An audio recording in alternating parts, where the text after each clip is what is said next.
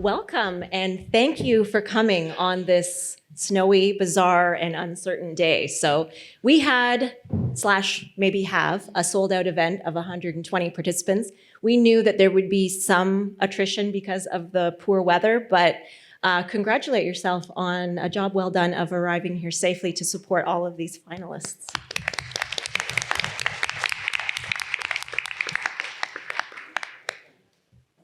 Some housekeeping for us this evening. If you haven't already found the food, please help yourself. It is care of the streetery. Please help yourself to the cash bar that is being operated by the Princess Playhouse Theatre this evening. It will remain open throughout the duration of the event, but it will close promptly right after the judges deliberate and come to a finalist decision, because we all need to drive home safely as well. If you haven't already, please turn off your cell phone ringers so that we don't distract our finalists while they're presenting. If you have parked across the street on Princess, please ensure that you have not parked in the women's shelter parking lot. We are not allowed to use that parking lot for theater parking. If you have questions throughout the evening, do look for an EBRC name tag. So we have several staff members in the audience that are available to help you, and just identify themselves by a name tag this evening. And it's important to note as well that there are emergency exits, that if they are required, that you head down these aisles towards the back door at the rear of the theater. So that's it for housekeeping. I will introduce myself. My name is Sarah Fauché. I'm the Assistant General Manager for the Elgin Business Resource Centre, and I will be your MC for this evening. Some rules for the pitch in case you are not familiar with this event. This event started in 2015. It's a business plan competition. So there is a solicitation and call for business plans. It was in November, and we opened it up to St. Thomas and Elgin County businesses / residents to submit their business plan for review. And a panel of staff, excluding Kevin Jackson because he is a judge, review these business plans and come to the deliberation of the top 5 best business plans. The best business plans are in the house today. I have to say that we had a huge last-minute submission of business plans, probably the most business plans we've ever received in 48 hours before the deadline. So the finalists this evening will have 10 minutes to present. Our illustrious timekeeper, Lisa King, is going to be keeping time for us. She will hold a yellow card when there is a 1-minute warning, and then hold a red card when you're at your 10 minutes. You will have a moment to finish your statement, and then Grayden will cut your mic. We will then move to 1 question each from our judge panel here to my right. And after the judges deliberate, after the 5 finalists have presented, they will take about 15-20 minutes to deliberate at the rear of the building. And 1 grand prize winner will be selected. The prize this year, if you haven't already heard, is $30,000 in combined cash and in-kind prizes. And we owe it all to our valuable sponsors who stepped up to the plate this year. And I will be going over in detail our sponsors for the year. But let's give a round of applause for our sponsors.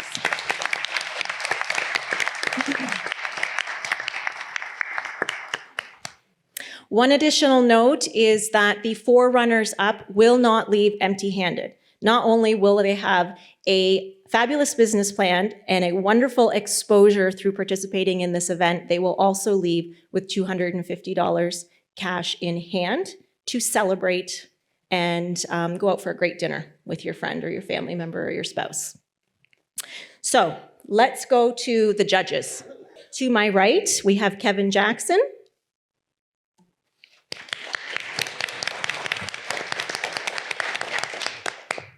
Next is Samantha Wakefield. Sandra Albus. And Jacob Baribeau.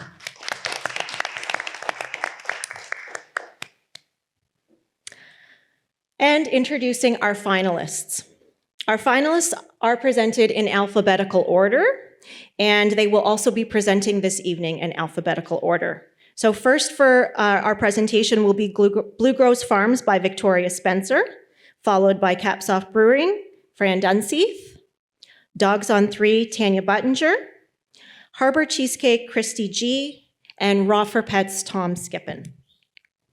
Before we go into details of our valued sponsor, I would like to give a huge thanks to the staff of the Elgin Business Resource for all their help and support and assistance in planning the pitch, everything from soliciting sponsorships to reviewing business plans to developing graphics to marketing to promotion to handing out posters in the community to talking about the event to their clients and generating interest.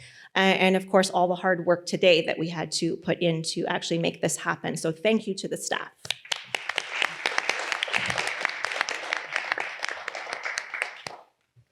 Now going to the sponsors. Businesses Helping Businesses is a sponsorship category that is a collective cash pool.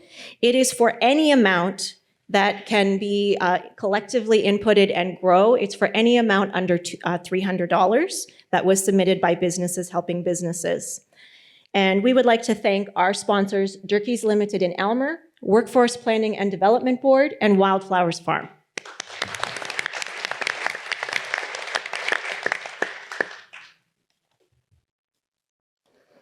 Contributions for a bronze sponsor is between $300 and under $500. Sponsors for the bronze category include Elmer Chamber of Commerce, Disbro Automotive, Game Over Baby, HRP for B, North Shore Beacon, and St. Thomas Oxford Learning.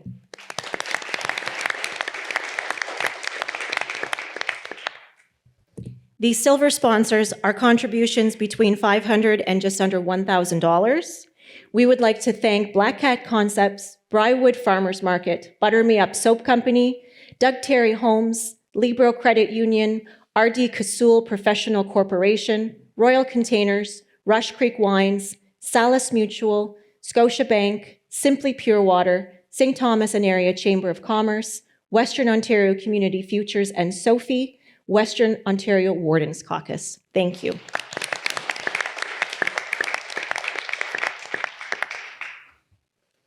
Our gold sponsorship category is for contributions between $1,000 and just under $5,000. Gold sponsors include A&E Graphics Group, County of Elgin, Edward Drones, specifically the Robert Mascot Office, Elgin Innovation Centre, Meridian Credit Union of Elmer, and the Old Imperial Farmers Market.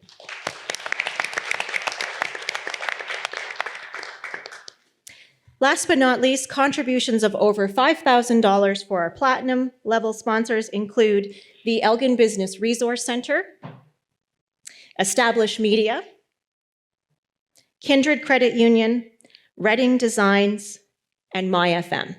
Thank you.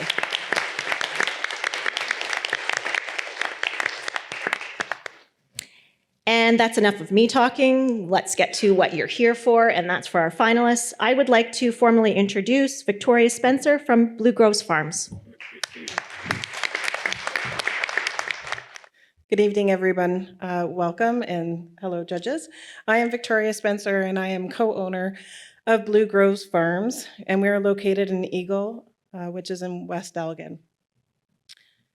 I co-own this farm with Mike St. Germain, and we bought the farm in 2021. The farm has been operational for 40 years this year, and we grow certified organic blueberries. We have over 11 acres of blueberries on our farm and many different varieties. So like apples, blueberries have different flavors. Apples have different flavors, so do blueberries. So during this transition, we had never been farmers before. So we seek the help of Charles Stevens from Wilmot Orchards, 25-year veteran of growing blueberries, and he's also the vice president of the Ontario Fruit Growers Association and the previous owner, Steve Ennis, to help us start our new adventure. So when Mike and I bought the farm, we realized that the farm hadn't had a lot of people at it, and it had been quite some time since there was some updating of the logo. Many people didn't know where we were, so we said it was time for a change. We found that our target market was a younger crowd, people with families, people that wanted to come out and pick their own. As we all know, with COVID and the pandemic, we all wanted to know where our food came from, and we wanted more nutritionally dense foods grown locally, and organic fit that bill. So the farm was already organic, but we thought it needed a little facelift and to come out of the 80s a little bit. So we went ahead and redesigned the logo and started remarketing the farm. So during that first year, we focused on the growth of the farm. And what we needed to do was rebrand.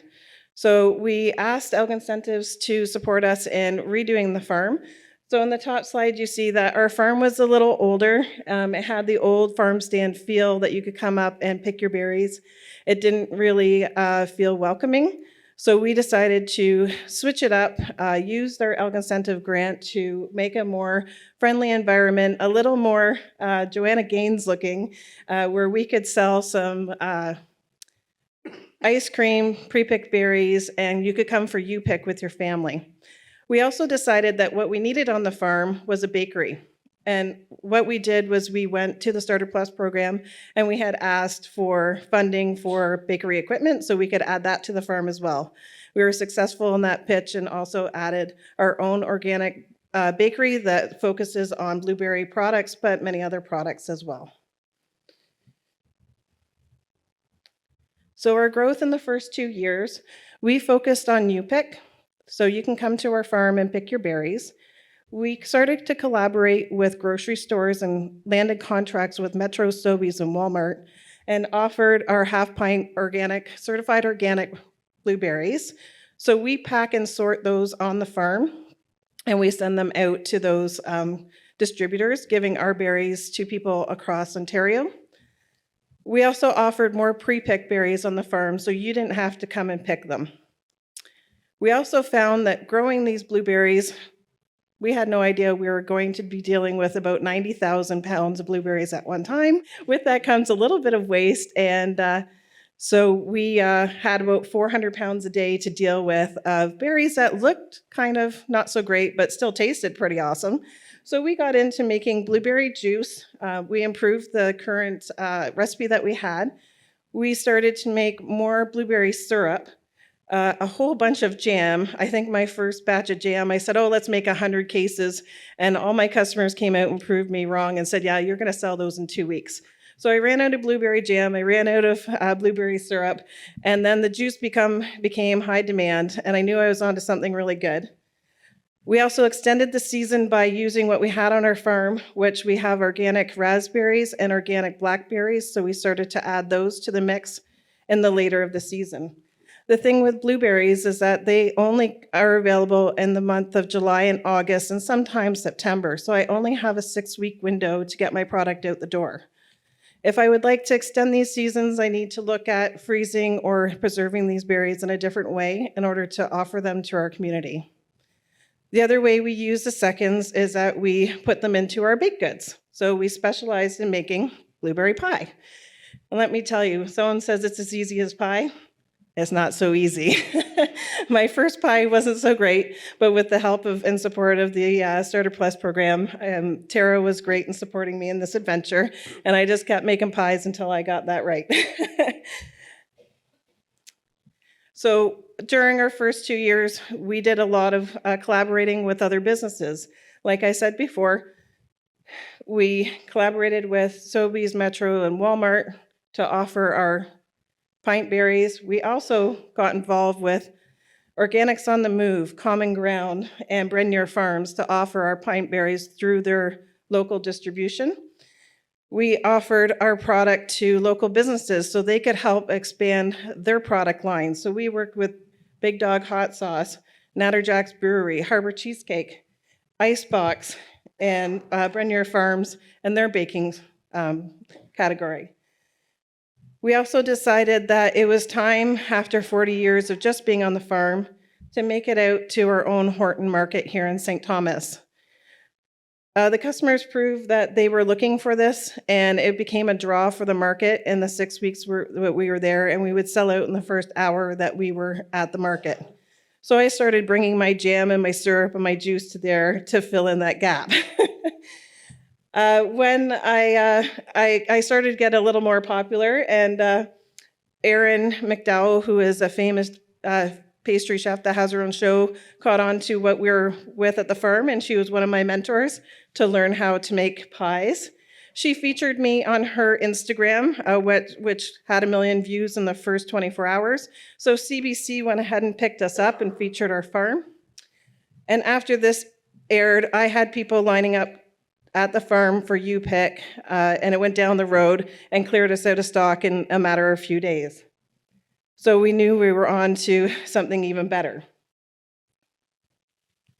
So what does the future hold for Blue Groves Farms? As I said, we sell a lot of product, and in order to do this, we need to keep the berries frozen so that we can use them as we need them and offer frozen berries to our customers that are looking for them. A lot of customers come out and they're looking to freeze their berries and keep them throughout the season, since the season is so short. So what we're looking at is adding blast freezers and coolers. These will help us quickly freeze the product in about 4 hours. Currently, if we freeze about 100 pounds of berries, it takes 4 days. And that's not very conducive when 300 pounds is coming at you a day. You kind of feel like you're drowning a little bit in the blueberries. So we would like to add these coolers and a merchant cooler so you can come out and pick these up. So what would winning the pitch mean to me and my farm? It's not just about me, it's about my community. It's about adding frozen blueberries so that we can offer our product year-round to our community, provide fresh, frozen, local products that's grown here right in Elgin County. We also support agritourism, tourism, destination shopping. We draw from across the province for people to come and shop organic blueberries, as we are the largest farm in southwestern Ontario. So winning the pitch wouldn't just mean it was for me, it would mean that it's for our community.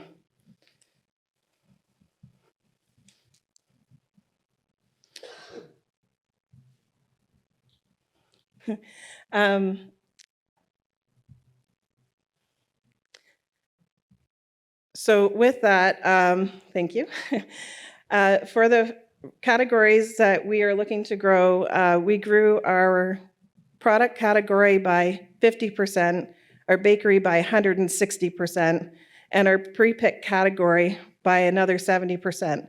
So we're hoping this year, by adding the frozen berries, we will be able to keep up not only with the frozen berries that people are asking us for, but also the other categories such as the jam, syrup, and other byproducts.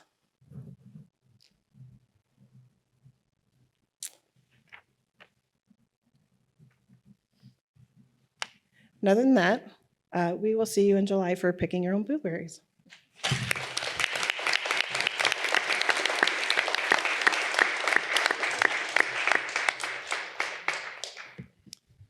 So we have some questions for you. Each judge will have one question only, okay. And we'll go through each one. So I will get to start each time, so I get the free pick of great questions. So your growth has been very, very good. Nice presentation. I like what you've done so far with growing in the different areas. Just a really simple question. What do you anticipate your top line revenues, how much will they increase with this frozen berry addition to your product line? So from where you are now, what kind of increase would you be looking at? Yeah, our first year we offered frozen blueberries, and we thought, a modest $5,000 worth of blueberries would cut us for the season. I ran out in 30 days, so I expect that category would revenue about 25% of the business and would extend it past the season, and would allow us to go outside of September into April and offer that category. Great, thank you very much. Okay, so really great job with your presentation. I think that you've done a wonderful job refreshing your brand and your location and using the resources that Elgin County has to offer entrepreneurs, whether it be through the Elgin Incentive or through small business or standing here. So Yeah. great job and congratulations Thank on you. digging in and tapping into those resources. My question for you is, what are you currently doing to increase traffic to your location in your obviously open season, and to make your target audience, as you said, the younger audience, more aware of your location, how they can do business with you? Right. So when we started the firm, the Facebook was only 300 customers that were following along. I increased that in 2 weeks up to 1,000, and now I'm closer to 3,000 followers. We are also on Instagram. We do sponsored ads. We do ad spots on Rogers TV, and we do any advertising on boards around the city. We target things that they would like to do, like come for ice cream, look at our nice shop, look how you can do an Instagram photo with these nice little lights and the chalkboards and things like that that they like to do, and we welcome and encourage them to come out. Great, thank you. Thank you. I love your new logo. Thank you. What strikes me is your diversification. So that's nice to see that you're not just focused on one product, although still within the blueberry family. So tell me if you know how do you incorporate, do you see yourself hiring more people in your business? Or how has that progression gone since you've started? Yeah, since we took over the farm, we hire 8 youth to come work at our farm between the sorting room and front and bakery. We use the student youth program for that. This year, we plan on increasing the back of house to 8 to 10 people alone, as well as 3 bakers and 3 full-time positions up front under the youth program. We also have new available spots for people needing low sensory positions such as meet and greet and giving out buckets. So we expect to add another 4 positions this year to help aid in this transition of packing frozen blueberries, getting them boxed and bagged. So that will add a labor of 4 people during the summer, and it can also extend their season. So rather than have them stop at the end of August, they'll continue their employment into the later months of the year. Thank you. Thank you. Awesome. Victoria did a fantastic job. Excited about your business. Excited Thank what you're you. doing here. Question for you. So we know what you would do with the money if you won this competition today. So we know what your next step is, but what is your step after that to continue scaling? What's your next step in that process after the refrigerators? Yeah, so after refrigerators, scaling up on the byproducts availability. So we currently offer some family products, and we're looking at getting into more of the adult category, which is winemaking. So this is going to come in 2024, we hope, and our fingers are crossed. We have a mentor that started helping us in 2020, and unfortunately, he is no longer with us, but I have some great mentors from Guadavin and around Elgin County that are willing to help that we've been in contact with. So we're going to pick that back up this season, and hopefully you'll see something really awesome from us in 2024. Fantastic. Thank you so much. Thank you.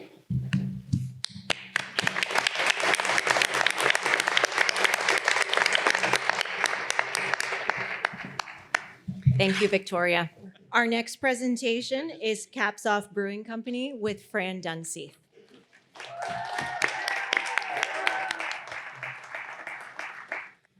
Good evening, everybody. I'm Fran. I am random and a little punny. You've been warned. Rick and I opened Caps Off Brewing in spring of 2019. For those who haven't visited us yet, we are a family-owned microbrewery with roots in home brewing who focus on quality, consistency, collaboration, and community. I'm here tonight to ask you to partner with us to bring something new and exciting to St. Thomas. Thank you. Something that supports our focus and values as a company, city, and county. Before I get too far, though, let me give you a bit of the history of CAPS. Right off the hop, we were blown away by the welcoming open arms this city had for us. Even as the peak and excitement of being the newest place in St. Thomas leveled off, we still couldn't keep up with demand. 2 angel investors had confidence in us and our vision, and so newer equipment became possible. It arrived in fall of 2019. We had 5 spectacular months of business bliss. And then this is a story all about how our world got flipped, turned upside down. And I'd like to take a minute just to stand right here, tell you how Rick and I persevered. I guess I was gonna sing.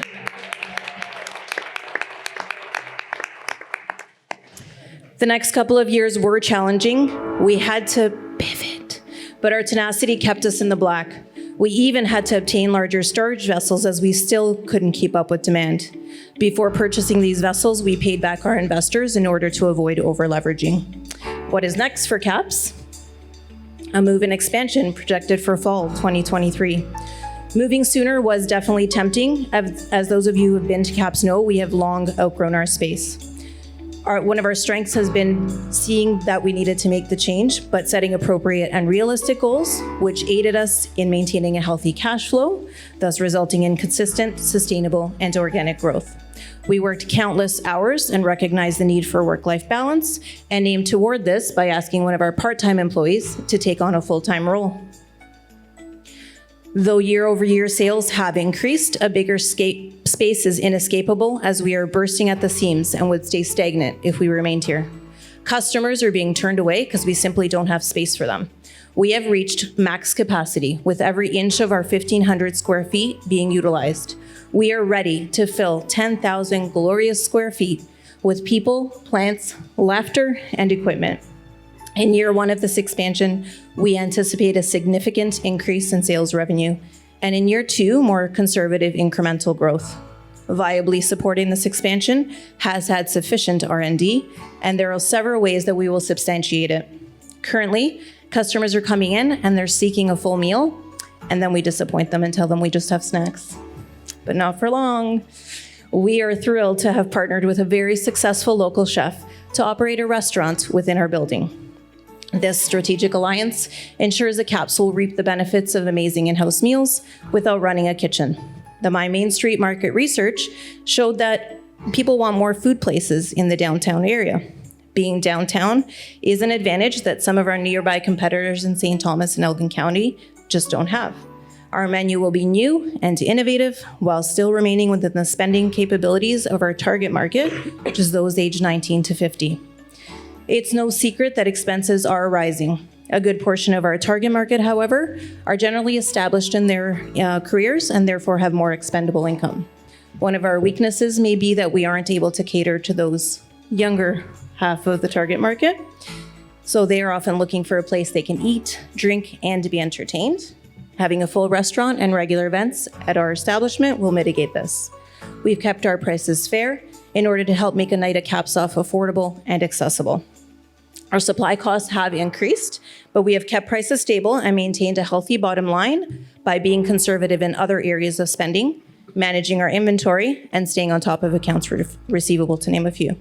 As our production expands, economy of scale will result in proportionate savings in costs, and thus giving us greater profit margin. We will have the capacity to provide St. Thomas and Elgin County a place to have fun and be entertained. Our music nights consistently see high attendance, but they're seasonal and outdoor, so that means weather dependent. We look forward to hosting and supporting musicians year-round, as well as supporting visual artists on our art wall. More square footage means we can house so many different events, such as clothing exchanges, trivia, euchre, fundraisers, karaoke. Not for me. Who has 2 thumbs and has a ton of random ideas? CAPS Off will be the place to hang out. Our highly sought merchandise and local product area will be expanded and more clearly displayed. We pride ourselves in working with local small businesses and members of our agricultural community. We do this by synergistically collaborating with local companies to carry their products, some of which use our product in theirs.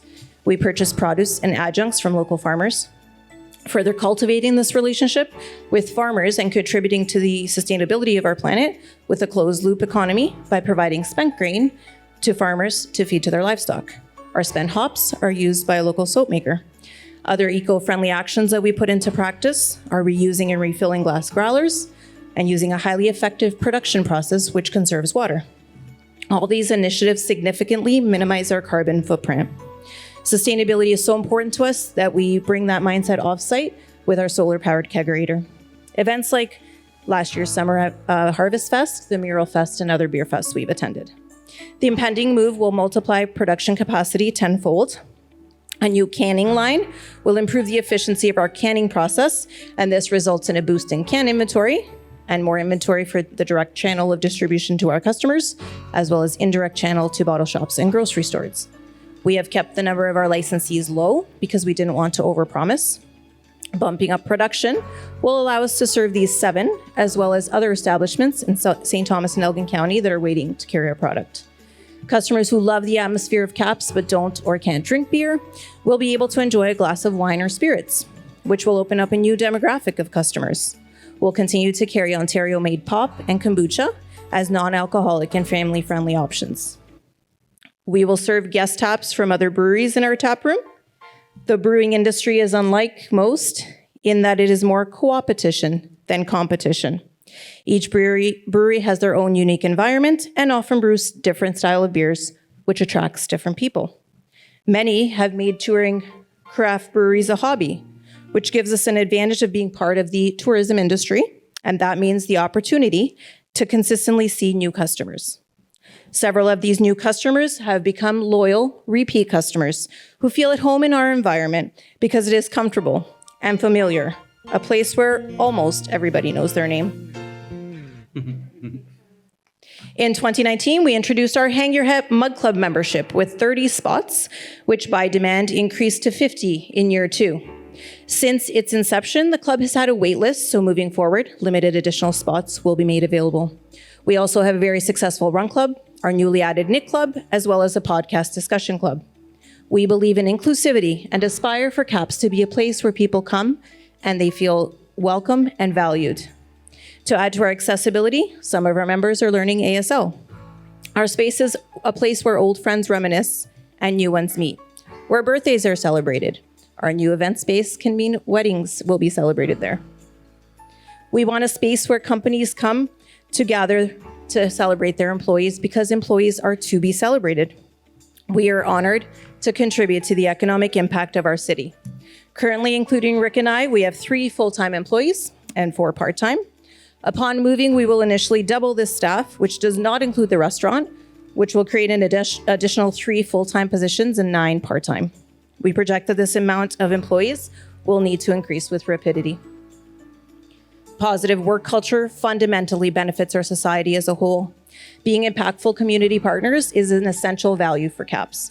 We are active members in our business community by engaging with our chamber at events, as well as volunteering on the Member Services Committee.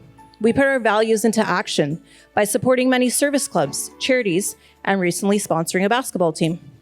The future location will have a more significant impact as greater sales equals more to give back. These plans have been carefully considered and will aid us in sustaining growth and longevity in this expansion. We want to ensure we are reliable here in St. Thomas and as proud ambassadors off-site. In almost 4 years, CAPSOF has grown from 2 to 7 employees and 600 liters to 3,200 liters, with future plans of 14 plus team members and 6,000 liters per month. Capital contributions from us as owners to angel investors and that of the pitch, should we be chosen as the winners, will be discerningly allocated to purchasing the necessary infrastructure for expansion. We have armed ourselves with a team of professional advisors that we will continue to consult as our business grows. We flourished a brand new business where we are both employed full-time with 4 amazing young children through quite possibly the most difficult time that our generation has endured. CAPSOF is clearly in an industry that has demand, even in tough times, maybe more so in tough times.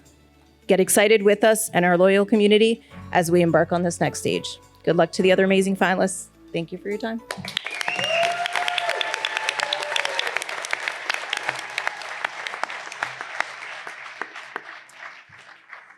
So great job, Fran. Yep. Your presentation has made me very thirsty.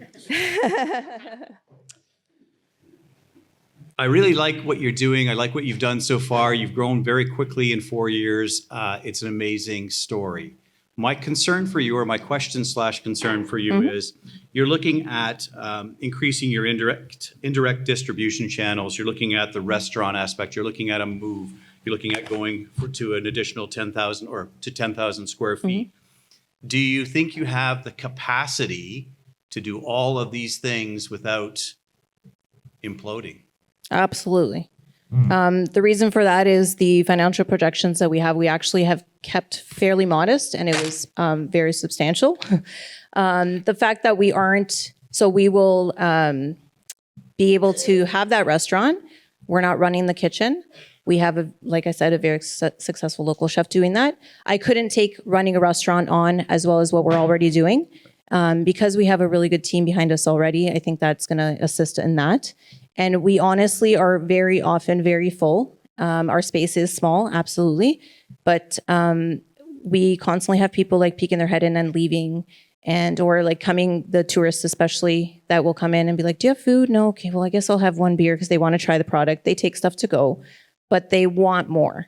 So the event space will help with that. So there's it's not a giant space of 10,000 square feet. It's separated. I have the breakdown. So the production space will take about half of that or so. And then the event space and general tap room will split the other two. So I really do feel like we can sustain the growth, and we're doing it. Fantastic. Thank you. Good answer. Great presentation. Thanks for sharing everything. And Kevin's not wrong. You guys have done wonderful things in the last 4 years, and the growth that you've experienced amid the perseverance has been wonderful. My question is, where? So there's rumor, but I'm not sure I can reveal it. But if you put your ear to the ground, I can guarantee you'll hear. Maybe if you talk to me after, I can tell you. But I just don't want to reveal it just yet. Yeah. We're really close to revealing it. The reason I ask is, But still downtown. Yeah. I guess I should say. So still in St. Thomas, still downtown. yeah, that was Yes. my very roundabout way of saying where you're going to be located. Is it Yes. going to be similar to where you started? Yes, Is absolutely. it going to be accessible? Is it going to be Yes. Maybe even more so than we are now, for sure. great? Mm-hmm. Perfect. Thank you. Fran, great presentation. Thank you. Talk to me a little bit about your price strategy. So you mentioned that your supply costs have increased. Yes. We all know that prices are going up, certainly for your inputs, Yes. although you've chose to keep your prices the same. Right. So how do you see that going in 2023 and beyond? So maybe I'm wrong in saying this, but I feel like things are stabilizing, if you will. And again, with bigger equipment comes bigger orders, but that actually decreases your cost. So that is where we'll substantiate that growth. And as well, I feel like there was a second part to that question.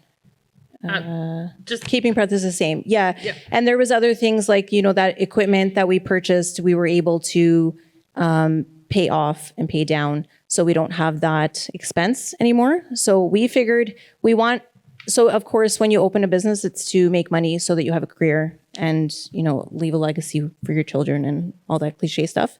But for us, we really enjoy and take pride in being a hub for St. Thomas, even though we're teeny tiny. Like we'll have people drop something off and say, hey, can so-and-so pick this up here? So we didn't want to put our prices through the roof. And number one, not have people come through our door. And number two, we have 4 small children. So I know how it is to have expenses and be like, I wish we could have a night out, but everything's so expensive. So if we could keep that price where we're still making money and paying the bills and paying our staff and so on and so forth and growing, and being able to have Joe come through the door, Bob come through the door, and be able to have a date night with his girlfriend, that's good enough for us. thank you. Awesome. Hey, Fran. So I love the community feel that you have onto that. Thanks. And going from a 1,500 square foot facility to 10,000 is going to be hard to keep that. So Yes. but that's not my question. My question really is, if you're looking at building a new building, you're going to need an acre and a half at least to do 10,000. So the building's existing. The building is existing. Okay, Yeah, that's it's a fantastic gem. news. Okay, I Yes. was wondering about that. So in terms of that, there's still quite a bit of renovation cost, Yes. process costs, the tap room, the conference room, all that has a big budget number. Absolutely. Do you have reasonably accurate budget numbers for that, and how are you planning to finance that? Yes. So we have, we actually started getting quotes for even flooring and stuff like that when we first walked through that door, because there is a lot. We don't own the building, so we'll be renting. So we've already had discussions with the landlord as far as what he will take on and what we will take on. He's taking on a lot, honestly, like what he would do for anybody else walking through the door. And then things like specific to the brewing industry that we need, then that's our cost. And of course, our equipment. We'll have new equipment there, so we'll be able to sell the old one to kind of offset that cost. So we don't anticipate, the numbers are big, but we have those all. I know you guys didn't get to see the business plan. We have that all quoted out, and we know exactly what everything's going to cost, plus some room, because we all know how renovations go and moving goes. You always have to add on a little bit more, like 25% more. So yeah, that I feel like we're, like I said, we've had years of planning this, and even before we opened this little place, there was years of planning behind that. And we always knew we were going to need to move forward. It was the perfect space for us during the pandemic because our overhead was low.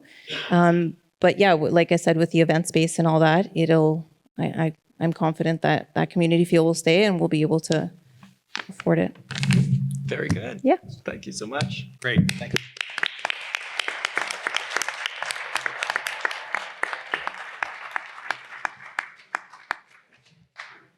Thank you so much, Fran.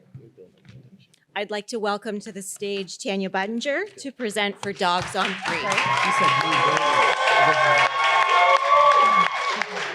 Okay, thank you. My name is Tanya Buttinger, and I'm here along with my husband, Mike Buttinger. And we are the proud and happy new entrepreneurs of a luxury dog boarding facility in Southold Township called Dogs on 3. Now, you're seeing me in a very different light tonight because some of you might recognize me from my 22 years with the St. Thomas Police Service, where I was very active in the community, and my husband and I both, as police officers, had dedicated our life to serving the community. I had the opportunity to take an early retirement plan and start a new dream, which is to basically turn it to the dogs and open a new luxury boarding facility. So Dogs on 3 might come as a surprise to you, but for us, this has been 2 years in the making. This has been a lot of plotting and planning and financing and consulting. And although it's the first time you're hearing about it, the conversation has been going on for quite some time. So we decided that what our vision was is to, on our farm in Southold Township, which is on number 3 highway, is to open a next generation dog boarding facility that is a training first facility. So our philosophy is that when your dog comes and stays with us, your dog will return to you in as great as it was when it got there, and even a little bit better. Because what we want to do is have a very intense version of pet care where all of the animals have a low human to dog ratio. So according to the National Vet Society, most dog boarding facilities can have a 1 person to 15 dog ratio, but we feel like we can do better than that. So we're looking at a 1 to 5 or 1 to 7 ratio of person to dogs. So how this all came about was that we've been actually breeding Bernedoodles ethically for over a decade. And we have managed our own larger pack of dogs. We have 7 on our farm. So we're used to large numbers and we're used to managing it on a daily basis. So what happened with our ethical breeding program is we would tell people, if you ever go on vacation, we will take the dog back. It can stay here. And then that snowballed into our friends asking if we could take care of their pets while they were away, to at one point, I think one summer, 1 week, we were managing about 17 at the farm, and we were doing it and we were having a great time. So as the demand grew, that was when we really turned our sights to wanting to open a real state-of-the-art facility, not turning a barn into a kennel or anything like that, but opening a 5,000 square foot state-of-the-art luxury facility that will be cage-free, but not free range. So what we want to offer is clean, safe, affordable, premium, and structured dog care. So how we would achieve this is by, first of all, being without bars. So a lot of people don't want to leave their pets in a boarding facility because of the cage style environments. So what we have opted is through midline suites, through midline kennels, is a more homey approach where we would have full glass doors and full glass panels where we can keep an eye on the pets and where they're all having lots of room to move around. So the smallest suite that we would have would be 6 feet by 4 feet. Even that suite, though, would be too small for some of the larger breeds like a Great Dane. So our largest suite would go as large as 10 by 10. And those suites also, you could do multiple dogs from the same household as long as they get along. So, and that is a really great point, which is one of the things that we also believe in being a training first facility is that not all dogs get along. And so when we do open play groups, the dogs would be limited based on their size, breed, age, gender, so that it's a safe environment. So it's not just about dog care, it's about smart care so that your dog is safe and also clean. So cleanliness is a huge push at our luxury boarding facility. And actually this is the intention if we are so lucky as to win the pitch, the cash that would be it would be going to making our clean play area, which is turfed and fenced. And also in our play areas, the dogs would not be just let out to kind of, run and play together. It's structured play. So we would have an agility course and the dogs would be have structured playtime. So clean care is really important because, first of all, it is very convenient because when you drop your dog off, it can still have exercise physically. It can have a great day. And when you come pick your dog up at the end of the day, it's still clean. And that's without having to do excessive bathing or anything along those lines. So the clean care kind of goes in conjunction with our smart care philosophy. The boarding, luxury dog boarding is becoming more and more popular because people are very particular where they leave their pets. So the world is changing. A lot of people are pet only, dual income pets only, and those pets are like their children. So boarding and grooming in Canada is a $727 million industry. And based on the fact that it's a service-based industry, so you don't have to put a lot of money into inventory and things like that, it ranges on an 80% profit chart. So that's the average profitability on luxury boarding. So historically, they have been successful as far as new builds go.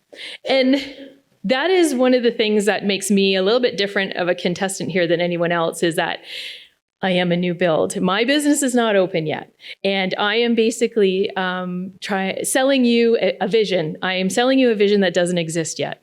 But what I can tell you is that we have crunched the numbers. We have built a business plan that is calculated and strategic and will advance and grow at a pace that that makes sense, that financially is feasible, and will be beneficial for everyone in the end. Those are some photos of the Bernedoodles that we have bred. All of our suppliers are local. Our builder is out of Sparta. All of our clientele will be local because there's only so much distance we can draw from.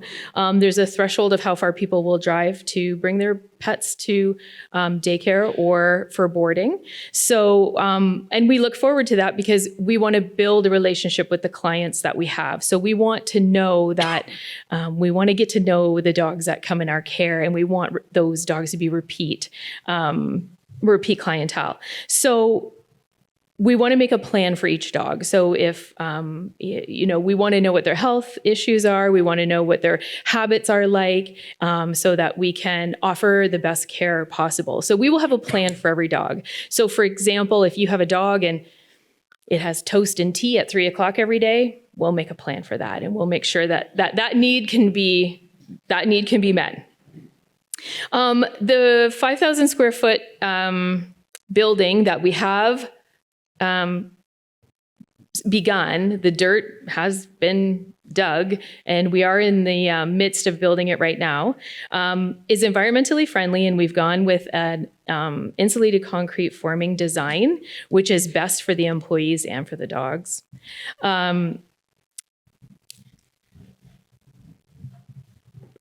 I'm hoping that, you will take this opportunity where we are 100% financed on our own. We have basically taken our farm and used the equity from the farm to do this adventure. And the Clean Care, Smart Care Daycare Turf Park is actually dependent on the pitch's support, and should we win, we would name the park the Pitch Park.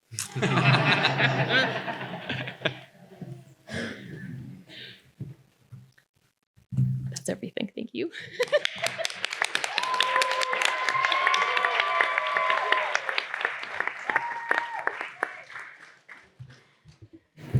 Fantastic. It's a great vision, like you said, and it is hard to differentiate yourself when you're dealing with some existing businesses, so you did a fine job of that.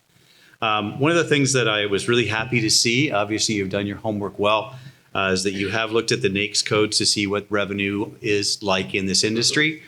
So I'm going to ask you one more question pertaining to that, because I don't have the opportunity to see your business plan. What do you expect your top line revenue to be in your first full fiscal year, and how does that compare to the industry standards? Well, we have capacity for 50 dogs, and that's 50 dogs maximum. So, and that's a safe amount according to how many staff we're going to have. Now, how that works is 50 dogs maximum means if we have 30 overnight boarders, then we have room for 20 daycares. If we have 10 overnight boarders, we have room for 40 daycares. So in the building, it would be 50 maximum.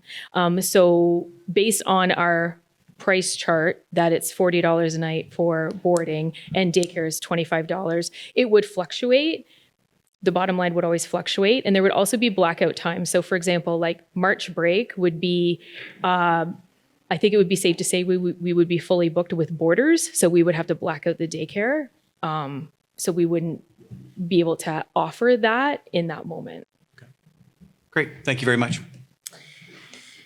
Great presentation, and as you mentioned, it's a bit different. You're new, you're brand new, and this is your idea, and thank you for sharing that with us. I will say congratulations on the commitment that you've made to fulfilling a new dream. I think it's very clear that you're super passionate about Dogs on 3. And my question to you is, you've done a lot of industry research, which is great, but what is the local research that you've done? So what does the current market look like in this industry, and where is your competition within Elgin County, and where do you sit amongst them? So within Elgin County, there are other providers, and with the problem being is that I believe that I'm going to be able to fulfill a demand that exists in the fact that I have many people that will call me and ask me if I can take their dogs because everywhere else is full. So there's a lot of that because there's more dogs than there are places to care for them. Dogs on 3 being an organized boarding facility that is insured, that has employees, that has security, is a little bit different than using Rover, Rover is a great idea, except for you never really know what you're going to get, because loving dogs is the first step to great dog care, but you have to understand them as well. So you have to understand their body language and their temperaments, and understand that a dog wagging its tail doesn't always mean it's happy. It can also be a sign of stress. So the best animal lover with the best of intentions, you could leave your dog with through one of the online services and then have a negative experience. No matter where you want, if you live in St. Thomas, no matter where you want to take your dog, it's a drive. So you have to factor in that commute because there isn't anything quite as local as what I am, in the fact that I'm literally a stone's throw from St. Thomas. I'm 1 kilometer west of the intersection of Talbotville, where number 3 and number 4 highway meet. So convenience-wise, I'm very accessible. Perfect, thank you. So I love your logo. I see everyone in the crowd tonight, so thank you for your support group for coming out. So tell me about your staff and what experience you have in running a kennel. Okay, so I am a certified dog groomer. I am also a dog trainer, and I am a member of the Canadian Association of Professional Dog Trainers. However, when the boarding facility opens, those will not be my first roles. I will be managing the organization.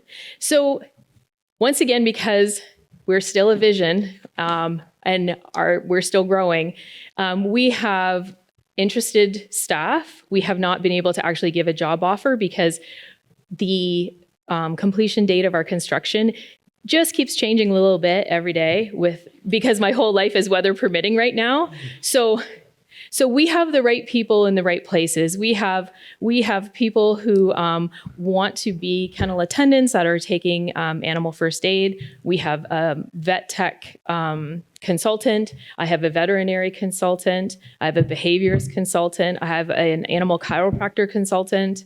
I have everything ready. I'm so ready to hit the go button. It's just I don't have the brick and mortar to put them into yet. Thank you. Good luck. Awesome. So my question for you, we're only allowed one. I've got a ton for you, but only allowed one. So basically, where my question comes from is the cost of living's going up, the cost of groceries, the cost of everything's going up. And I see your point that, there's a lot of double income, no kids with pets, and they're putting their money into that. But people are going to have to start making sacrifices. And you have a luxury brand here that you have a high potential revenue. But I guess my question is, you are a luxury brand. What are you doing to market yourself and really create a brand that says, hey, this product is worth $40 a night, when some people in today's world might say that's a steep price to pay?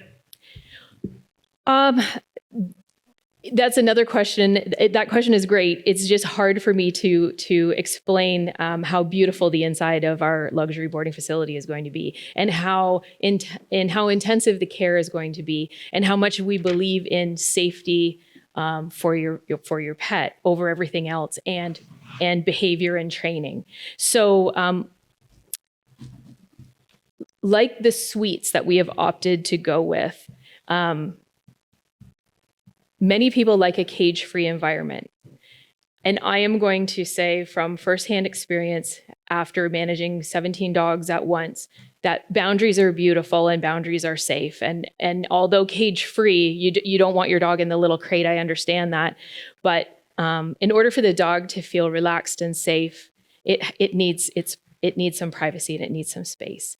So I think that once people see the vision that I see, they'll understand that it's not just about the building, it's also about our philosophy of animal care. You won't see 30 dogs running out back all willy-nilly, fighting over one ball or those kind of things that you sometimes do in general daycare, because that's when injuries occur and that's when fights can break out. And structure is good. And not only are we going to exercise the dogs physically, but we'll exercise them mentally too. So at lunchtime, they'll have lunch out of a puzzle. They don't need to eat it out of a bowl. A bowl is boring, but they can. So we can take that older dog and we can mentally exhaust it through making it work for its meal through a puzzle. And the other thing, I'm sorry, I forgot to mention during my presentation because the yellow thing came up and I got nervous. But so I didn't know if I was supposed to run off the stage or anyway. The other thing that I wanted to mention too is that a part of our plan is a scent garden. And a scent garden is also very dynamic for a dog because dogs learn nose, eyes, ears. Talking to a dog is the last thing that they understand how to do. They learn everything with their nose first. So for those elderly dogs or for the dogs that, aren't in play group, we will have a structured scent garden and that they will be able to walk through, and it will be a long, narrow garden, so that reduces, the running or the wrestling. We can have a couple of dogs in there and they will literally go up and down and have a scent in the scent garden, take their half an hour, enjoy their scents, go back, lie down. Right. So it's very good for elderly dogs, any injured dogs that we might have to care for, anything along those lines. That is great. Thank you so much. Thank you very much. Our fourth presentation for this evening is Harbour Cheesecake. So I'd like to welcome Christy G to the stage. Good evening, judges, sponsors, fellow finalists, and all of the support systems in the audience. I'm Christy, and I am the owner of Harbour Cheesecake in Port Stanley. It is an honor and a privilege to be standing right here tonight to pitch to you why my business is not only deserving, but why we're going to win. I spent 22 years working in the bankruptcy and insolvency field. Loved what I did for a living. I helped hundreds of people. However, I knew it wasn't where I was going to stay. In 2011, I took some cake decorating classes just because I thought it was going to be fun. I was able to showcase some of my creative side, but it was also an area that I found you can decompress. I started making special cakes for birthdays, anniversaries, and I even did some weddings. So what I've done, I am still working with cake. I've just added the word cheese and chocolate to the mix. So now you have chocolate dipped cheesecake. In 2019, we really started to have the conversations about me opening my own business. We discussed where are we going to be, what are the products that we're going to need, as well as who and what was going to be our competition in the area. More cheesecake just to make you hungry. In Port Stanley, our local competition would be the restaurants and ice cream parlors. I would say that they do have an upper hand. They have the location. They have street access, as well as they also have parking on site. We don't have any of that. They've also been in business for years, so therefore they've established routes as well as customers. But what I have done is I've provided a unique option for those people who don't want ice cream. I spent a lot of time making sure that our product was the very best that it could possibly be. I used the best ingredients. I'm continuously thinking about what can I put on the menu to keep it fresh and exciting. Usually what I'm adding to the menu is going to be based off of the season, so in-season fruit. But not only that, but Valentine's Day is just coming around the corner, so holidays. My menu currently consists of 11 different flavors. They're on the menu all year long, but I add in these other flavors to create the buzz and to keep things fresh so people are interested. If any of you have visited my store or know my products, you probably have noticed I've dedicated a lot of time to branding. Really, really fun and exciting branding. We wanted to create an experience when you walked in that door that you could take on with you when you left. We've come up with names and flavors for all of our cheesecakes. One of my favorites is the tugboat. Most people come into the store and they're like, I want the tugboat. We ask them, do you know what the tugboat is? No, it just looks good. So we have to explain to them. It's encrypted within the description. Not telling you what happens on the tugboat stays on the tugboat. Not telling you is Nutella. Every flavor we have is tied into the Harbour theme, water, sunsets, beach, and boating. This just helps with the overall experience. We've had people in the store from all over. We've had BC, Nova Scotia, We've had people from Scotland, Venezuela, Australia, and even China. We have people that are local, that have family in the States, they're under the strict orders. They must take Cheesecake every time they go for a visit. Just a little bit on our storefront. So we are located along the Harbourfront walkway. It goes between the library down towards Little Beach. This has negatives and it has positives. So the negative, I've mentioned before, we're not on the street. So therefore, it does have an impact on walk-in traffic. But we are so thankful for our signage, word of mouth, as well as the local businesses. They point people our way. The positive, we're on the waterfront. So what this means is if you have a boat and you're docked in a marina, you float past me. I know a lot of people that have boats that are docked there. They never drive into Port Stanley, so they wouldn't come anyway. But this way they can stop, come in and get their slice, and head on out. This past summer, we actually had a 100-foot yacht. We've had sailboats and jet skis, and we even had the OPP boat. They came in and grabbed a slice.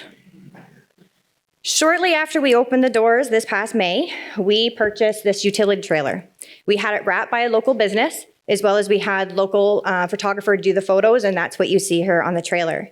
This trailer popped up at markets and venues all summer long.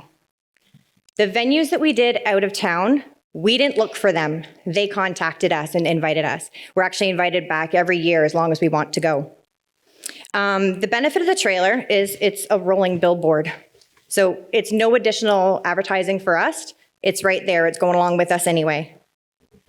What we actually discovered was after the venues that we were at, these people in these communities, they found us. They're in Port Stanley. They're purchasing stuff in my store.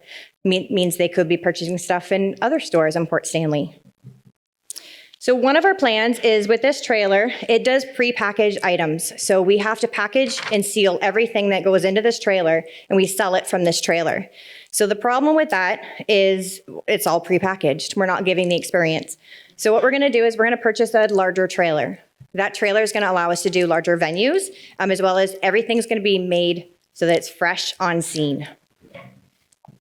We currently employ 3 part-time staff. We did have 1 additional employee through the summer months. We felt the need to lay them off because we knew winter was coming, sales were gonna slow down, but we've kept the other staff. Honestly, for opening this past May, we had projections put in place. We did our business plan.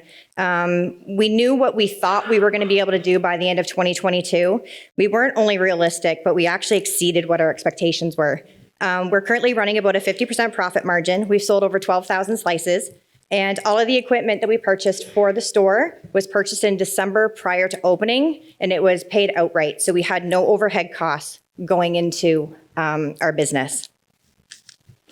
We spent a lot of time with our social media, radio advertising from local myFM, as well as we even had drone footage done from our storefront panning out over the harbor. This gave everybody our exact location because we're not on the roadside. So what's on the horizon for us? Well, we are currently in negotiations with Elgin Centre. This is going to be the home of our second location. We just have to iron out the paperwork, and it shouldn't take too awfully long to have our Cheesecake doors open for business. Obviously, with this endeavorment, this is going to create employment, as well as we're going to start working with Skip the Dishes, so that will also help with employment. This location is going to offer everything that our Port Stanley store currently offers, except you're not going to get the view. We have also secured a new location for Port Stanley. This is going to boost sales as well as visibility.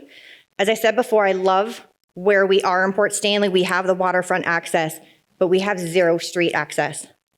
Who says you can't have your cheesecake and eat it too? We will be moving into the old Jackson's Fishery at the end of Main Street. Most people recognize this building from the exterior mural. We've actually discussed with the owner of this building about removing this mural when construction begins and us using it for our interior wall. So we're going to try to preserve as much as we can. This move is going to allow us to do everything that we're currently not allowed to do where we are. For those of you that are familiar with Port Stanley and go to Little Beach, you're going to know that there is nothing in the area for that quick meal. We're going to change that. We're going to be adding a menu of delicious burgers, dogs, and fries. But don't worry, the cheesecake is still going to be there. Last summer, we kept a really close eye on the activities of Little Beach when we were handing out our flyers. Any given day, whether it be a cloudy day or a weekday, there was minimum 60 vehicles parked in that parking lot. The new location is going to be primed to offer all of these families a quick bite to eat, whether it be inside dining, outside, or they can just take it back to the beach because that's why they came to begin with. The new location will not only have the street access that we've been wanting, but we will still have visibility from the water. So we'll still be able to get that boat to pull up. With this move, this is going to, obviously, we need more staff to accommodate the new menu. We've already begun looking into local meat suppliers for the burgers and dogs, but we have to look into local potato farmers for our French fries. With this location, the possibilities are going to be endless for us. The winnings of this amazing experience is firstly going to go towards the Elgin Mall. Obviously, we've got to get that up and running as quickly and efficiently as we possibly can, but it's also going to help us prepare for our move in Port Stanley. Thank you for your time and for helping me fulfill my dream. It's been a slice.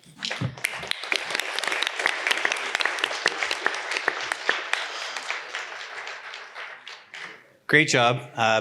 Sarah, I think in future years, we need to initiate the policy where people can bring samples of their product. Yes, please. I wanted to. We've had the beer. We we've had voted. the It's a cake. yes. Yeah. Anyway, great job on that. Thank you.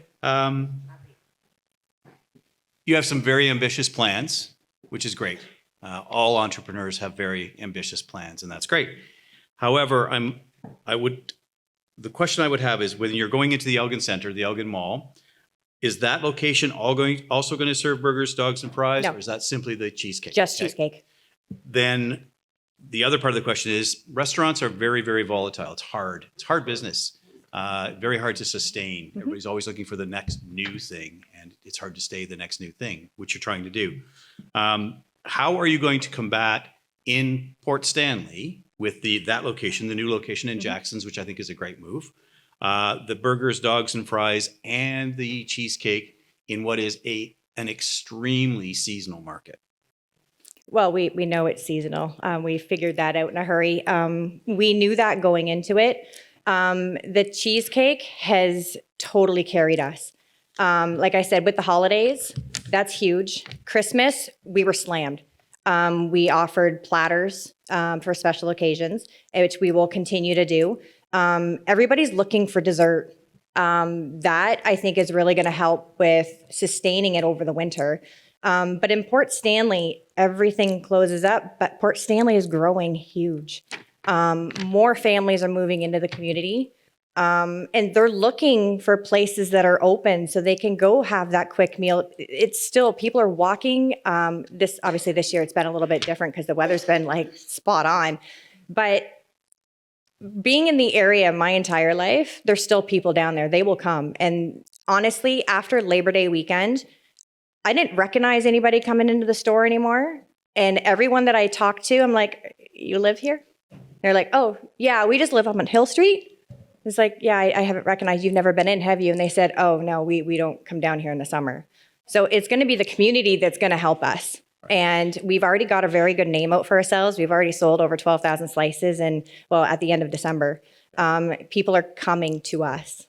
I don't think we'll have a problem. Thank you. Great answer. Very good presentation. I have had too many of your products, so I know that they are delicious. So thank you for sharing with everyone else. I really, really love the if you build it, they will come mentality that you have. It's really inspiring. And as Kevin mentioned, although inspiring, it's enormously ambitious what you're about to take on. I want to talk about the trailer. I want to talk about what the larger trailer means to you, what the new capacity will allow you to do, and where outside of Elgin County you're hoping to expand your visibility. So with the trailer, it's hard right now because, like I said, it's all prepackaged goods. So we have to sell what we're taking. If not, we have donated to In and Out of the Cold for the ones that we didn't sell. I've handed stuff out to people when they've come in, and it keeps them coming back. But with a larger trailer, it's going to accommodate us to be able to make everything fresh on scene. Obviously, the health unit will be happy with us because we'll have the hand washing sink, freezers, refrigeration, and all of my chocolate melters. So we're going to be able to probably sell more with really no waste. The community-wise, like we're only going outside of the area with the trailer. I would never move my store outside of the area. I love where I live, and I'm very passionate about being here. But what we're doing is with having the trailer and going to the outside communities, it's bringing people in. They're following us back. It's like we left like cheesecake crumbs or something. But I really do feel that it's drawing people back into the community, and they're going into the other local businesses. Just as the local businesses help me, I help them. I make sure I'm pointing people back. Perfect. So essentially, the setup that you have in your current location in Port Stanley, you'll just duplicate into the trailer, allowing you to operate just like you do in your current location, but within the trailer? So that's what we're doing right now, is just moving everything from like package, but the new one is basically going to be a rolling store. Yeah. Because it's going to have the chocolate melters, it's going to have the cheesecake, it's going to have all the toppings. So you can order anything you want basically, whereas now I take like 6 different flavors. Yes. And then they can choose between those ones. But if you came up and you wanted, I don't want that one, can I have this one? You bet, as long as we still have the toppings left, we can do it. Perfect. That's great. Thank you. It's more accommodating. Yeah. The pictures were amazing. So Tastes even good better. job on that and the cake decorating. My question is on the gross margin. So to me, you've got different aspects of your business going on. So Elgin Mall, Port Stanley, and the trailer. So how much time have you looked at your food cost and your gross margin in each one of them? Because I'm assuming they're different. It's tough because everything when I look at the trailer, I look at that as being part of our store. It's just kind of like an arm from the store because it's all prepackaged. So I know what's going out. So I've already accommodated for all of that. The new location, we know there's going to be a lot more there. We are looking to increase our prices just a little bit. We still want to make it affordable for people, but with the rising cost of things, we want to compensate for that on our end as well. But I think most people understand that. So the second store, I don't think it's going to be really that much more. It's just all kind of falling into place for us.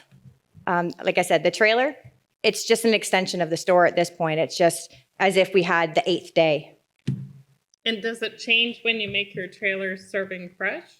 I think it will because we can stay longer. We want to do larger venues. So that way, if we did a wedding or a graduation, we don't have to go, okay, how many people are going? Okay, well, we're not going to sell it to all of them. So maybe we'll just take 40, but maybe more people came. We could have sold 80. This way we can do that. Everything is going to be there and be ready to do it. Thank you. All right, my question. So we already jumped into that a little bit in terms of profit margin. That's the woes of being fourth in line.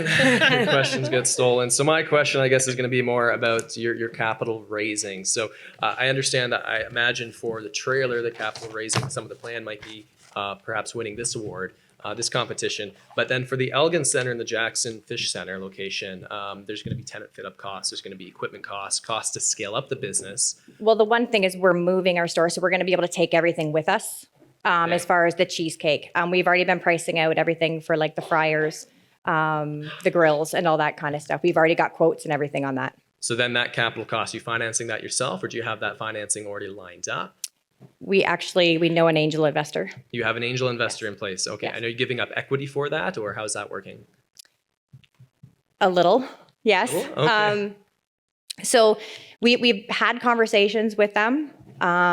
We met them actually early on, and they actually came to us and totally believe in our product.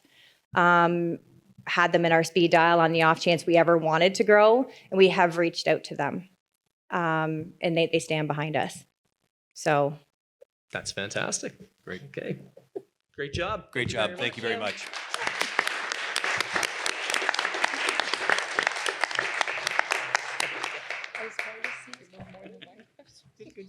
Thank you, Christy. One-word answers. And for our last presentation for this evening, I would like to invite up Tom Skippen for Raw for Pets. Raw for Pets. What is Raw for Pets? We are a pet food manufacturer that puts our health and well-being of both cats and dogs as our priority. Well, is that not all pet food manufacturers? One would think so, but unfortunately, this is not the case. With over 30 years of being in the canine and feline world, we have seen many shortfalls, misinformation going around. How can we make such a statement? Because of years of firsthand experience, as well as many hours of research and testing.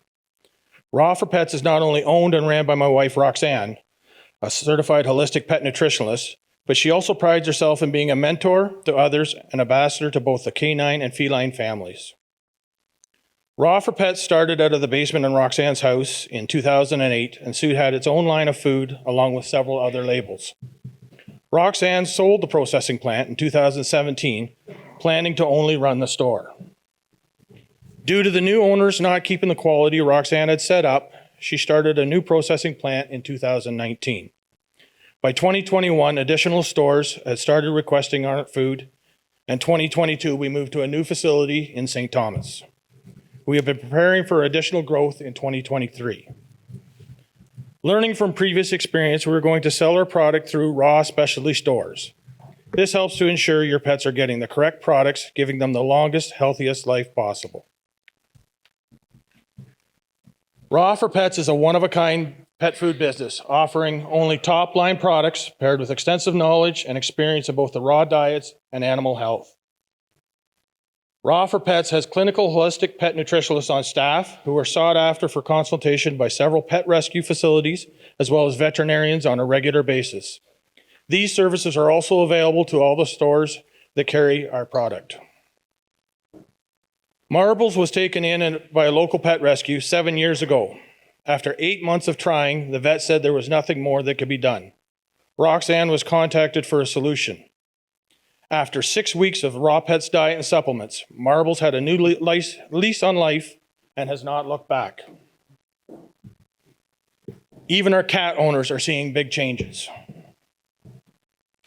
Chip is our latest rescue. Suffering from major malnutrition, Chip had no life left in his eyes and had basically given up. This was December 15th, 2022. This picture was 1 week from being on the food and supplements.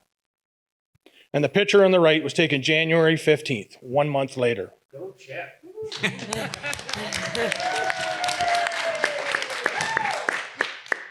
With the increase of pets, the demand for pet food in general increases. But as more health issues surface due to low quality food being sold, there will be a higher demand for people like Roxanne to correct these issues.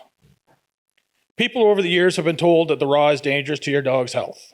There have been multiple studies disproving this false claims.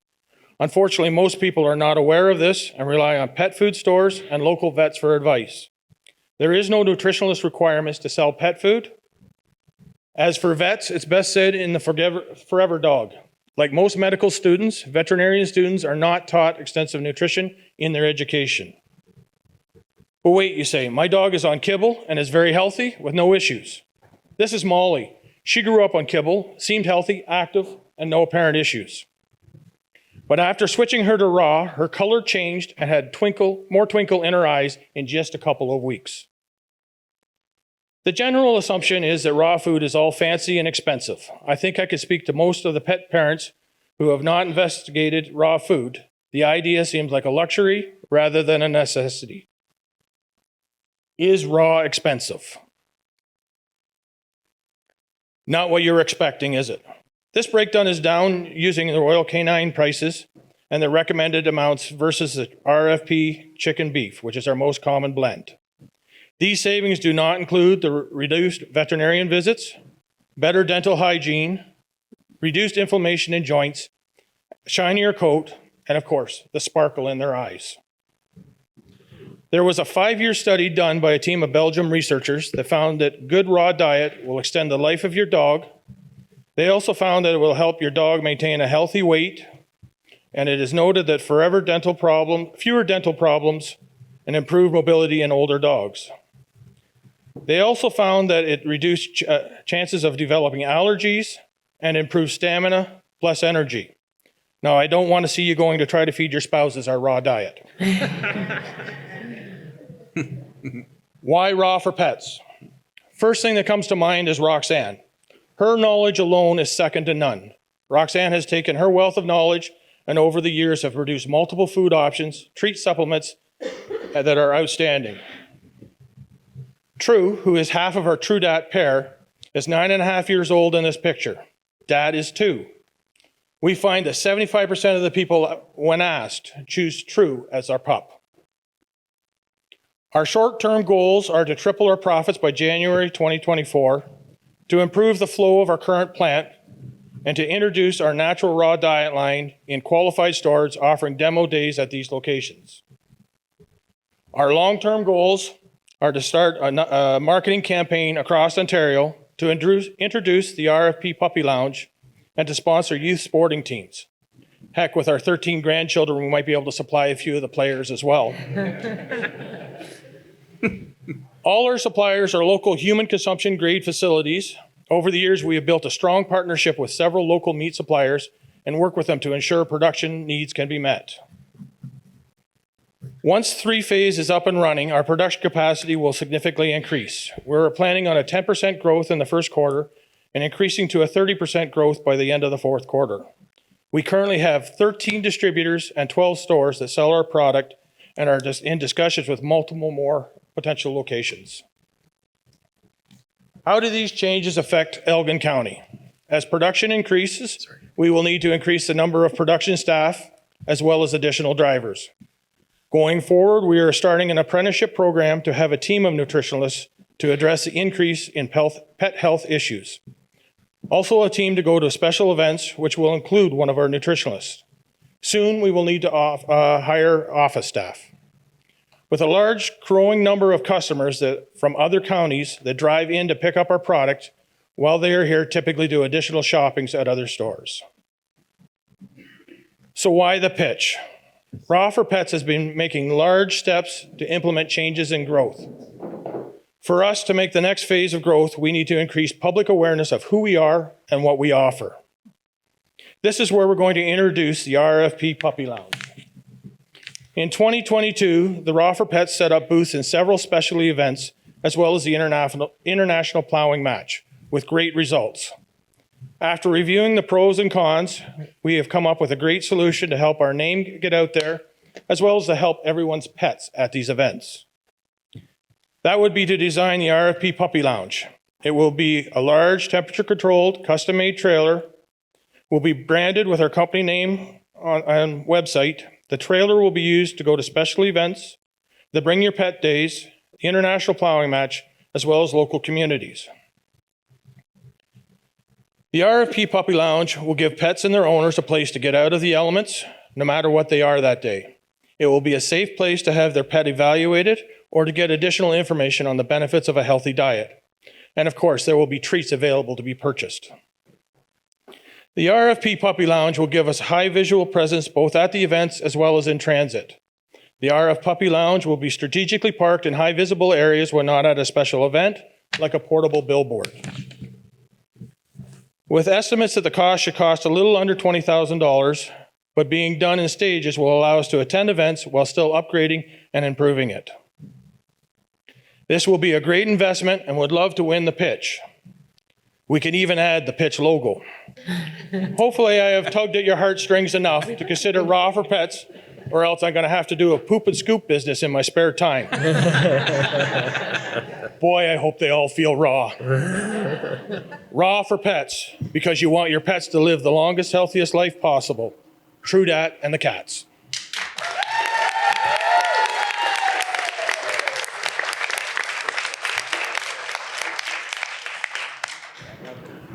Very vocal group. Great job. I have no question that the raw product is very good for pets. The research is there.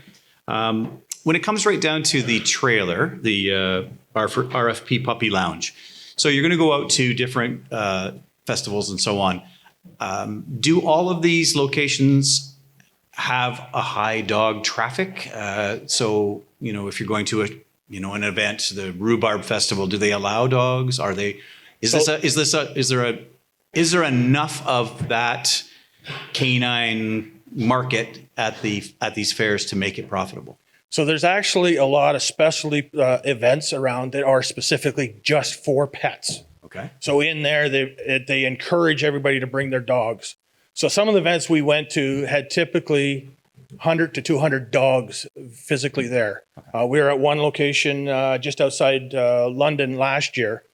And from when we opened up till we closed, we actually had a lineup of people with their dogs because they might have smelt our treats that were out exposed for them to smell. Right. And I may have been going around giving out samples of beef lung to a few of the dogs and telling them where to go. But there is a lot of events that are specifically for dogs. Right. And then to bring the day, your pet days would be at the stores that carry our product. And then the trailer will be set up at those locations. So again, it's a high visible and it will be promoted going ahead of time, encouraging people to bring their pets in. Great. That would have been the second part of my question, but we're not allowed two-part questions. Okay. That's good. And for the record, Kevin already broke that rule I know, I saw on that. his last I was going to say, presentation. you may not be a judge next year. Tom, it's so nice to see you again, and I want to commend you for another really great presentation. Congratulations on your move and your new location in 2022. Yeah, thank you. It's nice to see that you forged on, continued with your plans, and brought us a really great new opportunity today. My question is in regards to the growth in employees. How many current employees do you have? And then what will that grow to? Sorry. So currently, so in the fall, we had 2 people in the production. We're now up to 5 people back in the production area. Right. We have 2 staff on the front, and then there's 3 of us that's in the office currently right now.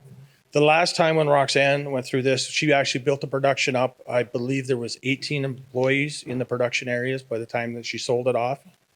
This time we're doing it in a lot more stable and concentrating more on the nutritional health. So we're actually looking at starting an apprenticeship program to have an additional team to go out and evaluate dogs. And then our one daughter works for another company, but we won't mention who, down in the States, that she does actually phone consultations. So it is getting to be a higher demand for the nutritional side of it.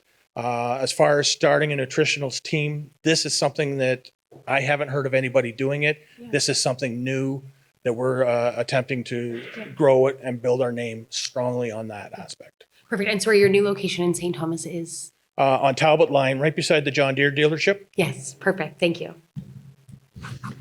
Congratulations, Tom, for another good presentation. It's wonderful to see all the pictures there and the difference. So in there, you mentioned that you're going to triple your profits or hope to by January 2024. Yes. Tell me a couple of key things that you're going to do that is going to help you achieve that. So to be able to handle the production-wise, 3-phase is actually scheduled to be hooked up on February the 8th of this year. Once that is done, we have the additional equipment sitting there ready to be turned on. We're just running at the hydro maximum on our current facility. So once that 3-phase hydro is up and running, we'll be able to double up our grinders. We actually have a couple large commercial dehydrators sitting waiting to be plugged in and have the hydro. We have external freezer and cooler that are sitting there that can't be turned on until that 3-phase is turned on. We have not gone out approaching a lot of stores as of yet, just because our production couldn't handle the growth. So once the 3-phase is in place and the production can handle the growth, there is a lot of stores and locations that are looking that want to carry our product. We were at 13. We actually should change the numbers. We just signed 2 additional this week that are going to start carrying our product. And we have multiple other locations that are in discussion with us that want to carry our product once the production is capable of handling that. Thank you. Awesome. Tom, my question for you, I see that you're doing a lot of word of mouth marketing. You're going to these other different festivals. You're marketing to the dogs themselves. What are you doing in terms of online marketing and online branding? So we have, within the last year, we've actually developed and built a whole new website. Actually scheduled to go down and revamp it yet again.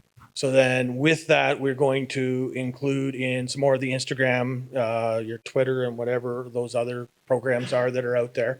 I have a younger son or daughters that'll help me out to figure out what they actually are. The TikToks, the Twitters. Yeah. And With that, we're also looking to set up, I don't know the proper term, it's like a podcast or something, where Roxanne, I haven't told her yet this, but she is going to be speaking about some of the different health cares, some of the needs of what you need to do.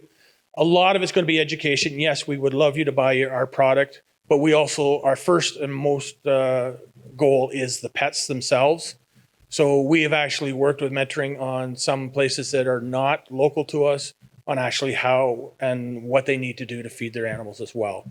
So it's something that as word of mouth gets out more, and when Roxanne's on the podcast, I'm not sure if I'll be able to get her stand in front of the camera, or I might have to have True and Dat or the cat standing out there. It's something that it's going to be an information for people to get out there to understand what the benefit is. Making raw yourself is a very complex and stuff. So most people would prefer to buy the pre-made stuff, which helps us, but we will work with anybody. Fantastic. Thanks for the answer. Thank you, Tom.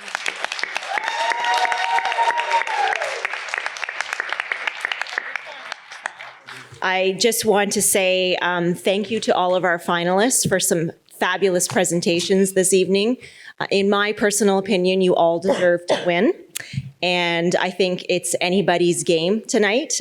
We also had a lot of fabulous business plans submitted as well. So this was a highly, highly competitive evening. I know we say that every year, but you've set the bar really high. So you should be really proud of yourselves. And I'd like you all to give you another round of applause.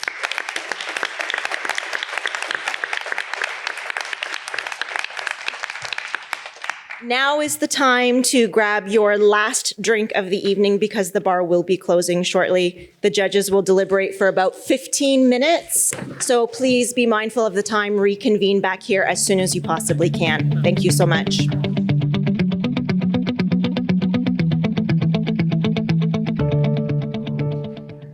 For the first year, I do not want to be the one that delivers this message. That was excruciatingly difficult. I want to thank the other three judges for not coming to fisticuffs, but it was close. We say this every year, but this time it's very, very true. It was almost impossible to select one winner from this group of five. So I just have applause for everyone.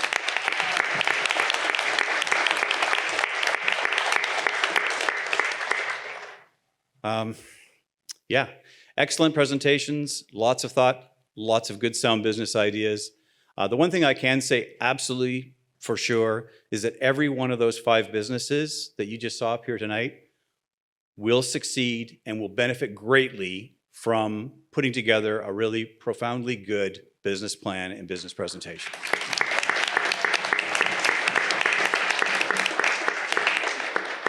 And also remember that if you won, or if you did not come in first but came in after first, that the Elgin Business Resource Centre is there to help you move forward with that plan.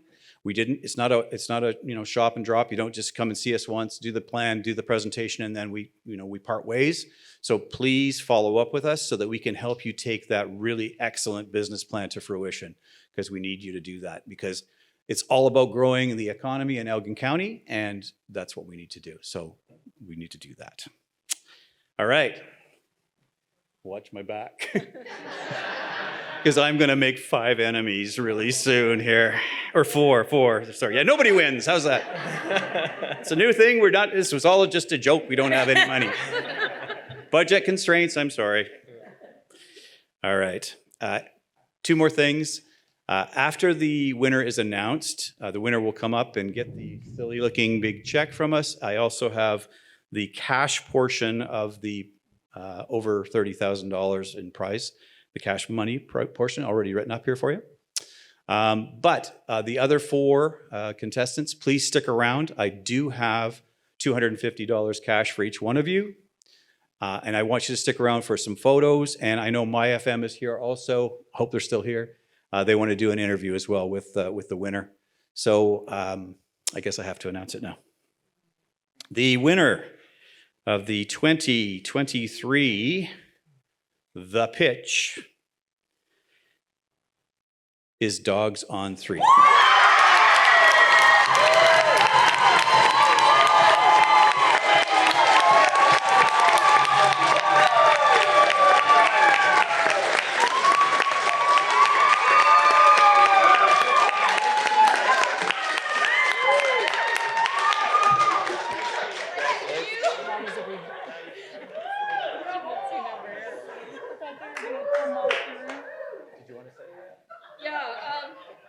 Sorry, thank you. I am so overwhelmed. I'm so happy. I just want to say that, like, thank you so much to everyone who, like, just loves me and supports me every day. I have everybody from family to friends to neighbors, everyone here who's just rooting for me, and you all wore your scarves, and I love you for that.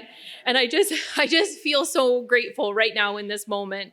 And even if I didn't win tonight, having all of you here, it just means the world to me. And even like my son's friends from high school are here. And I'm just so, and my daughter's volleyball team, like I have so much love in my life, and I'm very appreciative for that. I want to say thank you to Victoria for going first.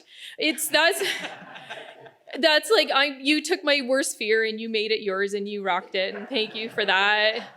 And I also want to say, like, I won over beer. So, like, everybody here was just such stiff competition, and I have been biting my nails for 45 minutes or half an hour, whatever it was, and I finally had a glass of wine, and everything's better. But I just want to say thank you so much.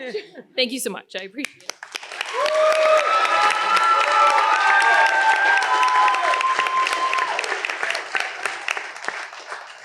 So congratulations again. I would like to have the other 4 finalists come on up to the front here and get your checks, and also stand for a couple of photos for everybody. So congratulations to the other 4. Blue Groves Farms, Raw for Pets, Harbour Cheesecake, and Caps Off Brewing. Oh, can we?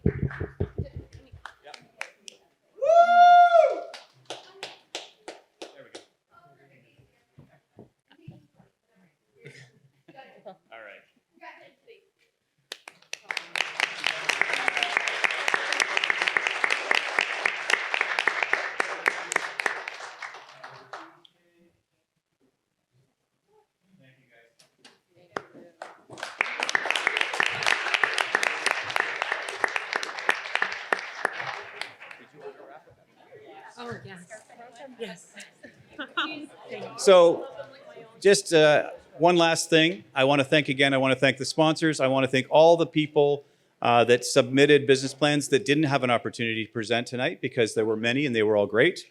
I want to thank the judges for coming out again, and that was excruciatingly hard to decide. No kidding on that. And thank you all I hope you all had an enjoyable evening. Also, to each and every one of you who braved the crappy weather today, thank you for coming out in that too, and enjoying yourselves. And I hope it was enjoyable, and we'll see you again next year. Thank you.